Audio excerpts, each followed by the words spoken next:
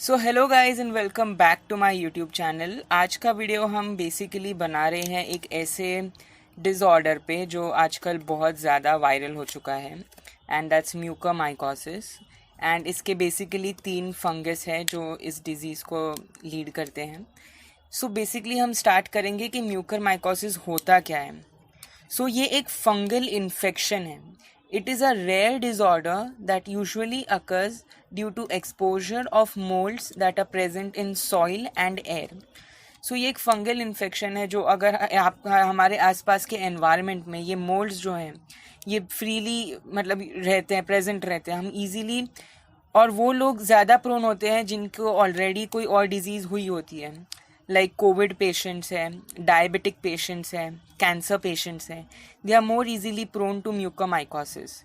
ये जो कंडीशन है इसको हम कोमॉर्बिडिटी कंडीशन बोलते हैं, मतलब 2 और ज़्यादा डिजीज़ एक साथ हो जाती है तो ये कोमॉर्बिड कंडीशन हो जाती है। सो हम थोड़ा सा इसके बारे में जान लेते हैं, what are the major cause of mucormycosis और कौन कौन है इस पे सबसे ज़्यादा रिस्क पे। सो अगर कोई कोविड पेशेंट है तो उसे यूजुअली स्टेरॉइड्स दिए जाते हैं। सो अब उसको स्टेरॉइड्स दिए जाते हैं तो ये स्टेरॉइड्स बेनिफिशियल तो है थोड़े बहुत कोविड-19 में, बट ये स्टेरॉइड्स हमारी इम्यून सिस्टम को वीक कर देते हैं। सो अगर इम्यून सिस्टम वीक होगी सो ऑब्वियसली उस पर ज़्यादा इजीली वायरस या बैक्टीरिया या फंगाई या कोई भी मोल्ड इजीली अटैक कर पाएगा।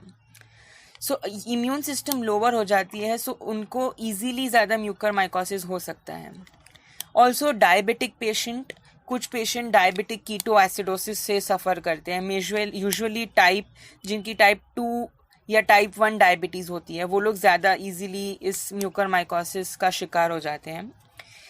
अगली है cancer patients, organ transplant patient, काफ़ी बार हार्ट ट्रांसप्लांट हमने सुना है। सो इनकी इम्यून सिस्टम इतनी ज़्यादा स्ट्रॉन्ग नहीं होती है, कैंसर पेशेंट्स की भी, स्पेशली जो ones that are going through chemotherapies. So वो लोग को ईजिली म्यूकरमाइकोसिस हो सकता है। Also patients that have suffered from stem cell transplant या तो न्यूट्रोपेनिया एक ऐसी कंडीशन है जिसमें हमारे WBC जो है, जो हमारे बॉडी के हम कहते हैं सोल्जर्स हैं, जो हमारी बॉडी के एक्चुअली इम्यून सिस्टम के you can say they are the pillars of the immune system.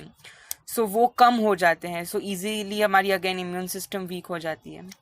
Also long term use of corticosteroids, बहुत सारे कॉर्टिकोस्टेरॉइड्स होते हैं, हाइड्रोकॉर्टिसोन, कॉर्टिकोस्टेरॉन। अगर हम इसका कंजम्पशन बहुत ज़्यादा करते हैं और एब्रप्ट यूज़ होता है ऐसे ड्रग्स का, सो अगेन वो इजीली मेजर रिस्क पे आ जाते हैं। Too much of iron in the body, अगर हमारी बॉडी में कुछ ज़्यादा ही आयरन प्रेजेंट है, अगर हम ज़्यादा ही हेमाटिनिक्स यूज़ कर रहे हैं तो बहुत ज़्यादा आयरन, ये जो कंडीशन है इसको हीमोक्रोमैटोसिस बोलते हैं। सो हीमोक्रोमैटोसिस यूजुअली वो लोग पेशेंट्स में ज़्यादा होता है जिनमें बॉडी में हीमोग्लोबिन बहुत ज़्यादा बढ़ जाता है। सो ऑक्सीजन सप्लाई की कमी तो नहीं होती, बट येस डेफिनेटली हीमोक्रोमैटोसिस जो जिन पेशेंट्स में होता है वो म्यूकरमाइकोसिस से इजीली सफ़र हो सकते हैं। काफ़ी बार कुछ स्किन इंजरीज होती हैं, कुछ वूंड्स होते हैं, काफ़ी बार कुछ ऊजिंग आउट ऑफ पस होता है, या फिर हमारी स्किन जो है कह सकते हैं गट्ठा बन जाता है स्किन पर। सो वो पेशेंट्स जिनमें होता है वो इजीली इस मोल्ड के शिकार बन सकते हैं। एंड इसमें एक मेजर आपको याद रखना है, इसमें अगर आपको म्यूकरमाइकोसिस हुआ हो सो आपके कोई भी वुंड्स जो होते हैं वो हील नहीं होते, वो बहुत ज़्यादा टाइम लेते हैं हील होने में। सो अगर आपको ऐसा कोई भी सिम्टम दिखे so please consult your doctor. इस प्रेजेंटेशन में आपको ये देखने मिलेगा कि हम कैसे इसे प्रिवेंट करें। सो अगर आपको होममेड रेमेडीज़ कहें, ये एक क्योर नहीं है। So it isn't like a vaccine और कोई मेडिसिन नहीं है ये, बट हाँ आप अगर इन चीज़ों का कंजम्पशन बढ़ाते हैं सो आपकी इम्यून सिस्टम स्ट्रॉन्ग तो होगी ही, उसके साथ साथ आपको म्यूकरमाइकोसिस का you won't be easily prone to mucormycosis. So neem oil, yogurt, दही, स्पेशली मीठा दही बहुत ज़्यादा यूज़फुल होता है ये कंडीशन में। कोकोनट ऑयल और गार्लिक, कोकोनट मिल्क अगर आप खाने में यूज़ करते हैं, कोकोनट ऑयल, कोकोनट मिल्क, वो बहुत ज़्यादा बेनिफिशियल होता है। कुछ लोग जो गार्लिक से एलर्जिक होते हैं वो कोकोनट ऑयल और योगर्ट इस पे ज़्यादा डिपेंडेंट रहें और वो ज़्यादा उसका कंजम्पशन रखें। अगर हम सिम्टम्स की बात करें, सो आँखों में लाल लाल मतलब लालपन आ जाता है, पूरा रेडनेस ऑफ आई हो जाती है, फीवर बुखार हो जाता है, हेडेक, यूजुअली हेडेक में सेंटर साइड पे और आपके साइड एरियाज में ज़्यादा आपको दर्द होगा, ब्रेन एग्जैक्ट अगर आप बात करें।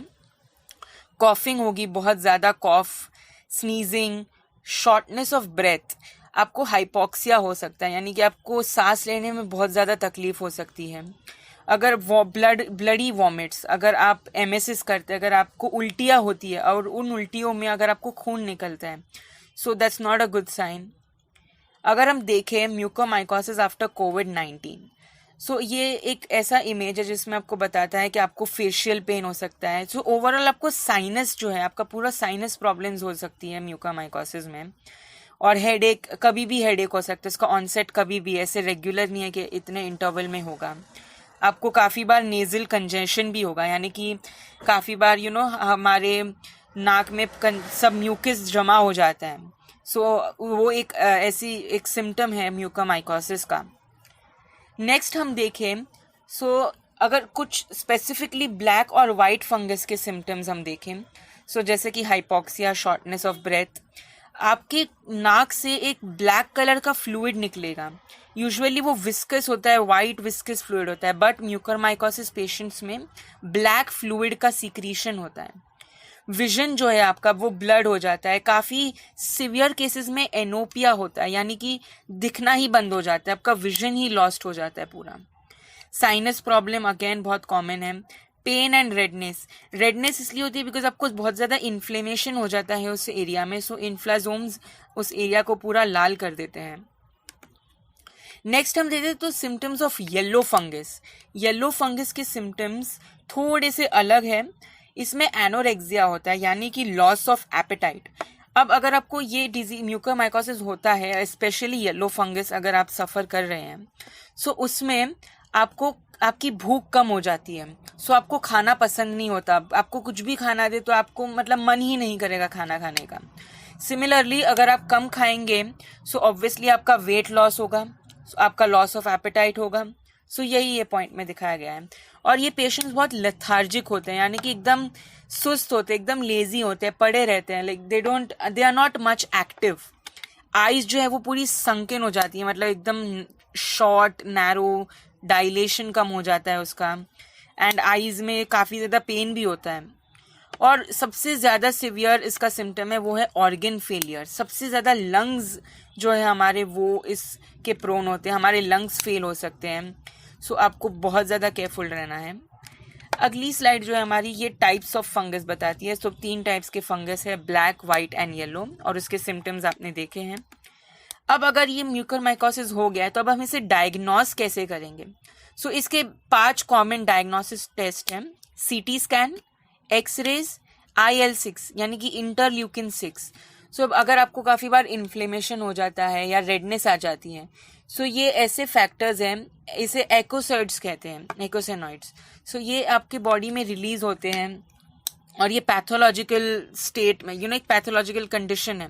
सो आप इंटरल्यूकिन 6 उसमें डिटरमाइन करते हैं। डी डाइमर टेस्ट है। डी डाइमर टेस्ट आपको कोविड में भी यूजुअली करी जाती है फॉर डायग्नोसिस। और नेक्स्ट है CRP टेस्ट, यानी कि सी रिएक्टिव प्रोटीन। सो ये एक काइंड ऑफ ब्लड टेस्ट ही है जो अगेन आपकी इन्फ्लेमेशन का लेवल चेक करती है। सो अगर अक्यूट होगा, क्रोनिक होगा या सब अक्यूट इन्फेक्शन है। नेक्स्ट और आखिरी पेज हमारा वो है ट्रीटमेंट पर।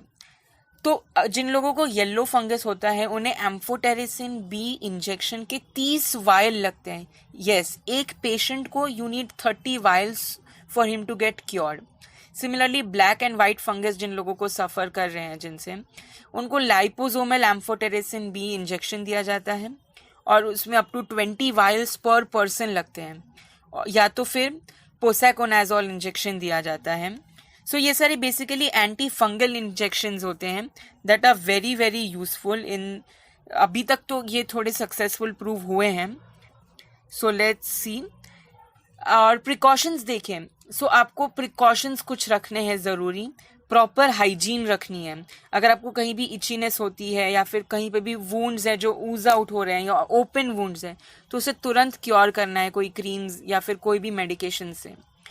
मिनरल वाटर का कंजम्पशन बढ़ा देना है। आप बॉइल्ड वाटर पिए, थोड़ा सा आप ऐसे डायरेक्टली कोई भी वाटर का कंजम्पशन ना करें, उसे मिनरल वाटर का यूज़ ज़्यादा करें।